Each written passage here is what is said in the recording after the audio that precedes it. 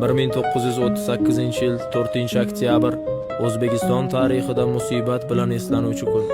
Qonxo'r diktator Iosif Vissarionovich Stalinning qattol rejimi ostida millionlab insonlar surgun qilindi, qamaldi. Millionlab insonlar esa shunchaki otib tashlandi.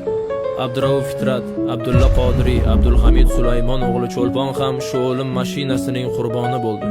Aytishlariga qaraganda, o'sha paytlarda haddan ziyod ko'p insonlar o'limga hukm qilinganidan, yozuvchi va shoir Cho'lponga navbat kelganida jallodlarni o'qlari tugab qoladi va bu inson qiyofasidagi iblislar shoirni bolta bilan chopib tashlaydi.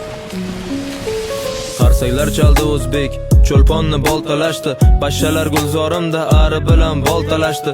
Xoinlar kuni tug'di, she'riyat quyoshi botdi, boltalab o'ldirdi rus, o'zbeklar uni sotdi.